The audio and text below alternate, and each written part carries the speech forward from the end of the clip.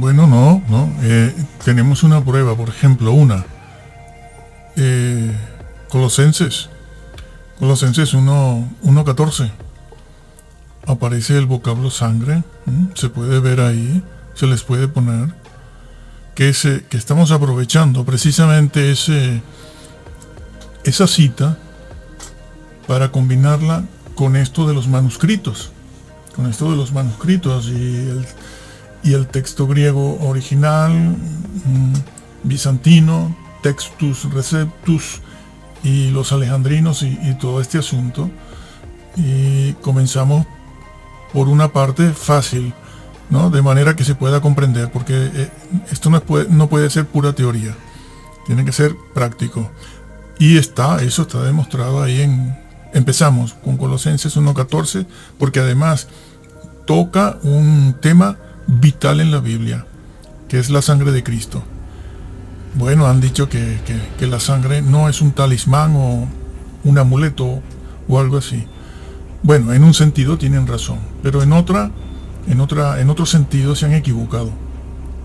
Pero bueno, no vamos a entrar ahí en eso, porque la base de la salvación está en la sangre. Si no hay sangre, no hay expiación.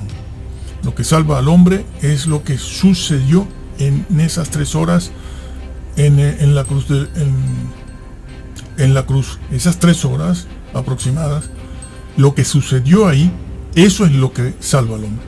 Y de lo que sucedió durante esas 3 horas en la persona del Hijo de Dios, en Jesús, colgado en esa cruz, lo importante de eso es la sangre.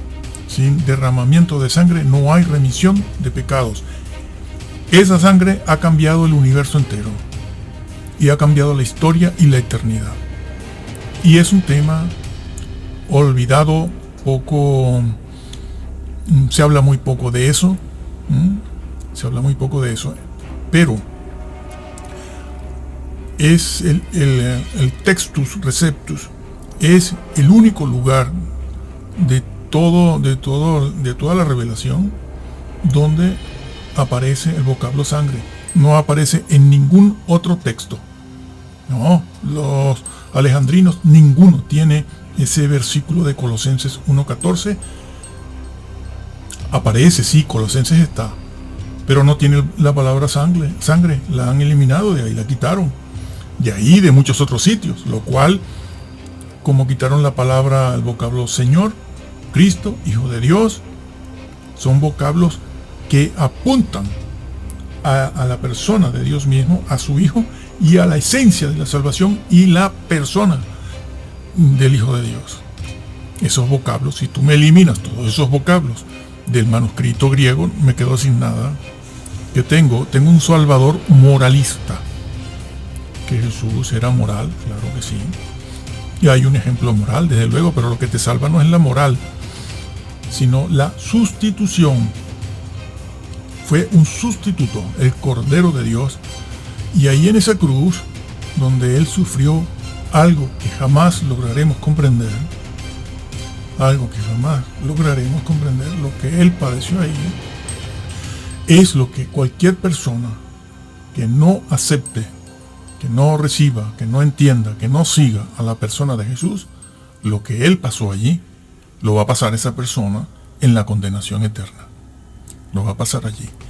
Porque Cristo entre otras cosas, porque esto es muy complejo, entre otras cosas, lo que Cristo hizo allí es sustitutorio, es vicario también, para todo aquel que se salve, claro. Y Él lo padeció, esos sufrimientos que están allí, Él los padeció por ti, por mí y por todos, porque allí deberíamos estar todos. De hecho estamos, a menos que aceptemos el mensaje de salvación y redención. Si lo aceptamos, allí no tendremos que ir, en la condenación, en el lago de fuego. Y si usted me empieza a eliminar el vocablo sangre de varias partes, el vocablo señor, señorío, etcétera, entonces usted me está quitando, como cristiano usted es una cizaña, porque me está quitando el plan de salvación original. Me lo quita. Claro, me está dejando la Biblia descafeinada, sin el mensaje, sin el mensaje. Eso está muy bien representado en la síndone, sí, que es una señal para los últimos tiempos. Y eso es un elemento científico. No es para que la gente se convierta, es una señal. Bueno, pero no es nuestro tema tampoco aquí. Y todo eso está manchado de sangre, sangre redentora, que ha llegado a nosotros hoy en día. Pues ese vocablo no aparece sino en el Textus Receptus. La Vulgata no lo tiene. No tiene. Y todo eso está manchado. La Vulgata, la original, sangre redentora, que ha llegado a nosotros hoy en día. Pues ese vocablo no aparece sino en el Textus Receptus. La Vulgata no lo tiene. No tiene. Bueno, la Vulgata, la original, la que no han recompuesto.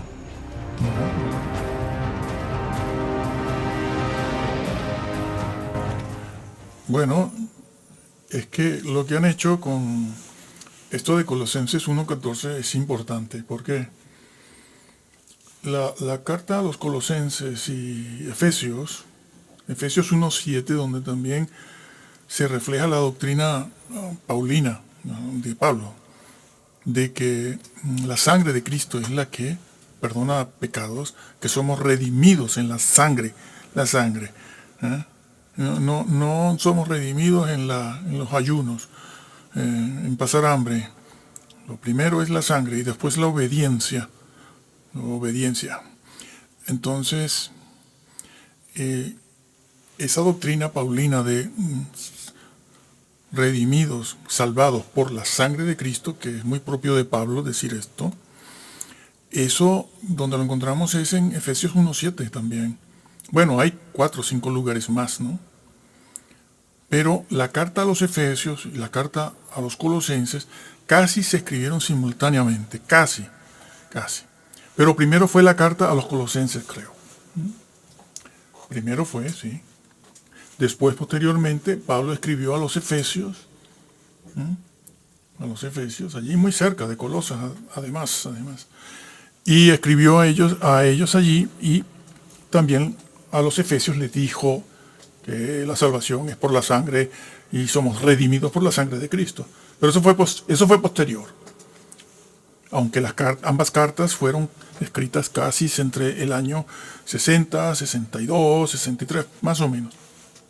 Pero primero fue Colosas. Y los colosenses recibieron esa carta. Sí, la recibieron.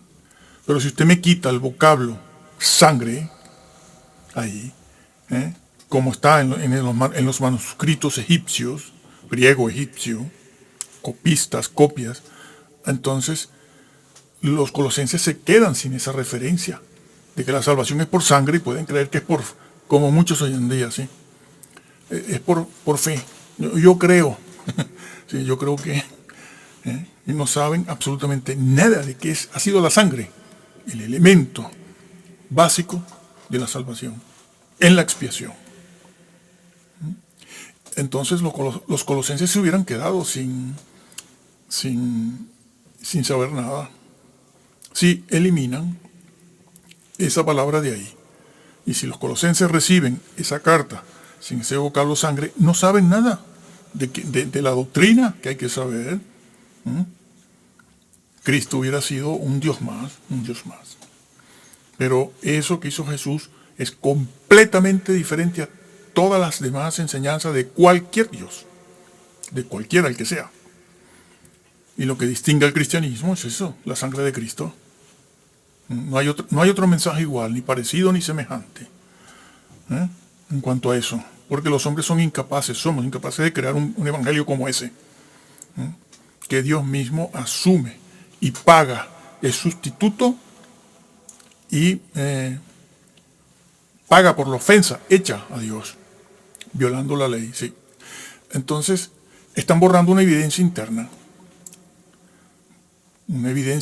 de la doctrina de Pablo, porque es él el que tiene bien esa idea, no es el único, pero habla de redención por la sangre.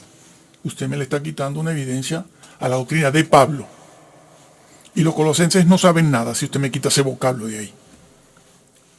Los manuscritos, todos estos, sinaítico, Vaticano, bueno, el códice alejandrino, que no es lo mismo que familia, el códice alejandrino está ahí entre dos aguas, ¿no?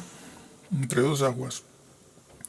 Parece que sigue el Textus Receptus, pero también en otras partes se aleja, como la Vulgata se aleja mucho del texto recibido, se aleja. La Vulgata está calificada como el texto occidental, pero el texto occidental es un disparate. Un disparate. Y la Vulgata está emplazada, está básicamente identificada con los manuscritos occidentales que fueron a Occidente, a Europa, en griego. Bueno, me está borrando evidencias internas usted si me quita el vocablo sangre, tanto de Colosenses como de otro sitio. Entonces, los colosenses que vivieran en ese momento antes de fallecer, hubieran tenido rápido que decirle a los efesios, mándame una copia de esa carta, que Pablo escribió a los efesios, para yo ver eso de la sangre, porque aquí me lo quitaron. Sí. Tú ves lo delicado que es quitar palabras y vocablos, cambias la doctrina. Pues, bueno, de hecho se cambia. No han logrado hacerlo. Bueno, los que siguen a estos señores de las sociedades bíblicas y a Westcott, Hort, a Tischendorf era católico, era monje también. Bueno, monje no era, ¿no? Era un catedrático. Pero, ¿qué inclinación tenían? Bueno, eso es importante. Esa es la razón por la que esto se ha denunciado. La que no han recompuesto. No la han. Bueno, porque hay versiones en latín hoy en día donde han tomado ese vocablo de el Textus Receptus, el vocablo sangre, y se lo han puesto a todas las versiones, a las que no lo tienen.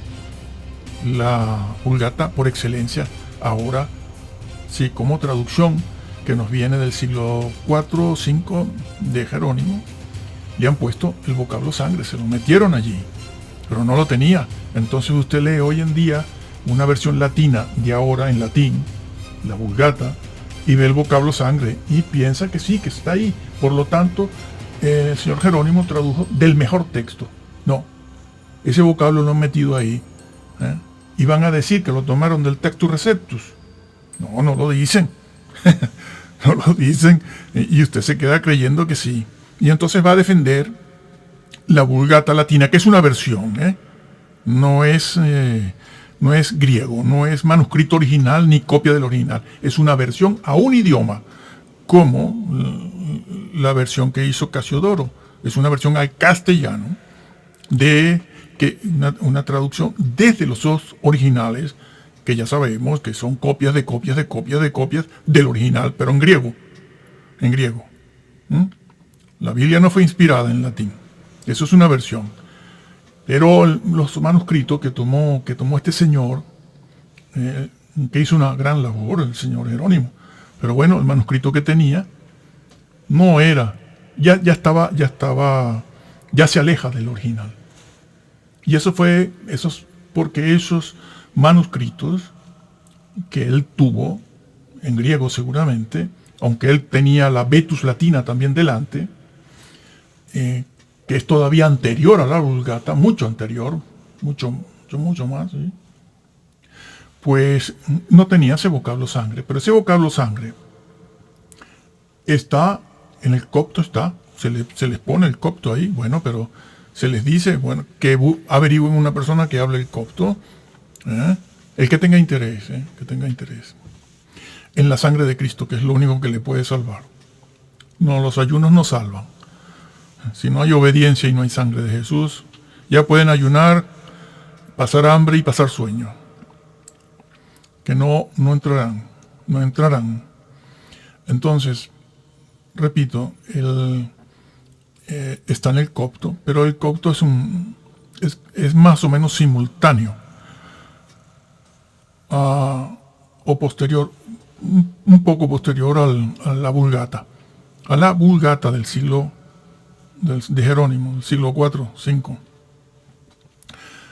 Pero en la Vulgata, la original, no está ese vocablo, solo está en el Textus Receptus, está en el papiro P46, muy conocido, pero ese papiro es bizantino, perdón, es alejandrino, de texto alejandrino, de texto alejandrino, pero está fechado en el 200.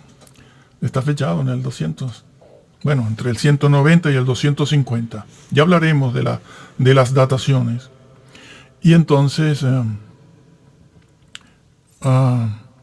bueno, es en un papiro, sí. Pero resulta que Ireneo de Lyon cita el versículo con sangre. Sí, señor. Entonces, ¿qué estaba leyendo Ireneo? Pues una lectura que es bizantina, Textus Receptus, que es muy anterior a los manuscritos que tenía el señor Jerónimo, porque el señor Jerónimo es posterior y no traduce sangre. Pero ¿cómo es posible que en el 180, 190 Ireneo cita el versículo tal cual, con el vocablo sangre? Porque tenía delante un Textus Receptus, por decirlo así. Bueno, una lectura bizantina. Lo que era una copia de los originales que tenía el vocablo sangre. Porque ese es un verdadero problema para Satanás y para la cizaña que está dentro de la iglesia, que hoy abunda en un 80%. Y están cambiando, bueno, han querido cambiar todo. Claro, de esa manera. Entonces, tienen que tener en cuenta eso. Esa es la importancia de estudiar esto así, de manera práctica, porque la cizaña dice que de Textus Receptus nada, que son manuscritos tardíos, ¿sí? Tardíos. Pues tardíos no pueden ser, porque ese vocablo sangre, porque lo leyó.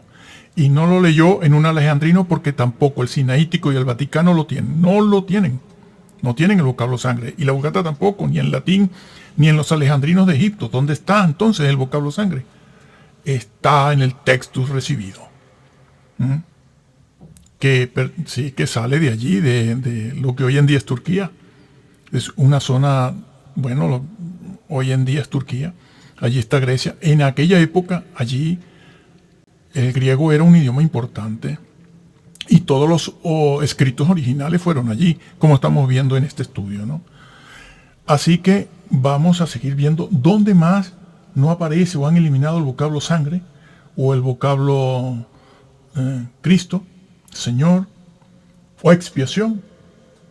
Cambian por muerte las sociedades bíblicas, ¿sí?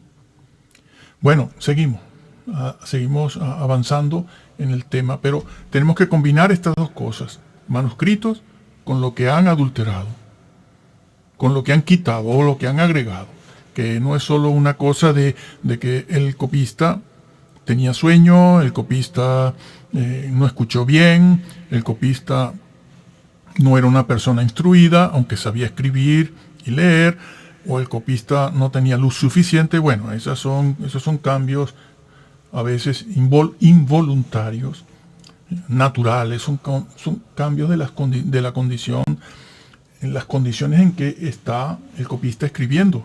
Él no ha querido cambiar nada, pero no escuchó bien o no vio bien. Y esas cosas. No se trata de eso. Se trata de los cambios voluntarios que han hecho por razones doctrinales, de quitar una palabra, ponerla, etcétera.